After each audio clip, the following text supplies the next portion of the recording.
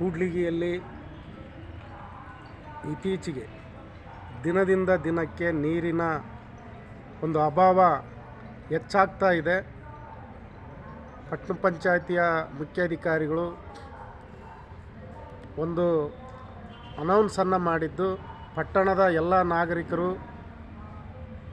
ಸಹಕರಿಸಬೇಕು, ನೀರಿನ ಅಭಾವ ಇದೆ ಅಂಥೇಳಿ ಹೇಳಿಕೆ ಕೊಟ್ಟು ಪ್ರಚಾರ ಮಾಡಿ ಸುಮ್ಮನೆ ಕುಂತುಬಿಟ್ಟಿದ್ದಾರೆ.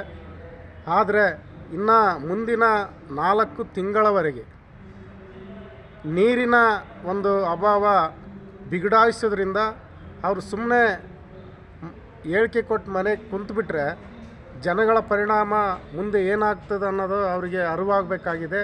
ಅವರು ಕೂಡಲೇ ಎಚ್ಚೆತ್ತುಕೊಂಡು ಪ್ರತಿ ವಾರ್ಡ್ನಲ್ಲಿ ಯಾವ್ಯಾವ ಜನರಿಗೆ ನೀರಿನ ಅಭಾವ ಇದೆ, ಟ್ಯಾಂಕರ್ ಮೂಲಕ ಆಗಲಿ ಅಥವಾ ಇನ್ನು ಇತರೆ ಯಾವುದೇ ಒಂದು ವಿಧದ ಮೂಲಕ ಆಗಲಿ ನೀರನ್ನು ಹರಿಸ್ಬೇಕಂತ ಕೆಲಸ ಮಾಡಬೇಕಾಗುತ್ತೆ.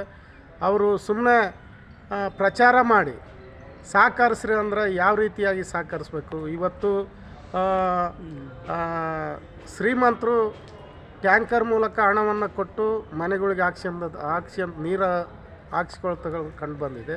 ಈಗ ಹಣ ಇಲ್ಲದೆ ಇರ್ತಕ್ಕಂಥವ್ರು, ಬಡವರು, ಕಾರ್ಮಿಕರು, ಆಮೇಲೆ ನಿರ್ಗತಿಕರು, ಇವರಿಗೆ ನೀರಿನ ಸಮಸ್ಯೆ ಬಂದಿದೆ.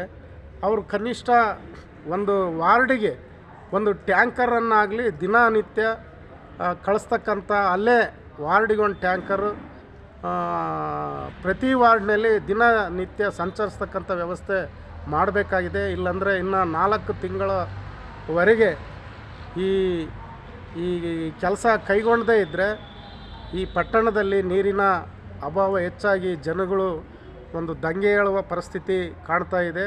ದಯವಿಟ್ಟು ಇಮಿಡಿಯೇಟ್ಲಿ ಶಾಸಕರು ಮತ್ತು ಚೀಫ್ ಆಫೀಸರು, ಸಂಬಂಧಪಟ್ಟಂಥ ಅಧಿಕಾರಿಗಳು ತಕ್ಷಣವೇ ಕ್ರಮ ಕೈಗೊಳ್ಳಬೇಕಂತೇಳಿ ನಾನು ಈ ಮೂಲಕ ಮನವಿ ಮಾಡ್ತಿದ್ದೇನೆ.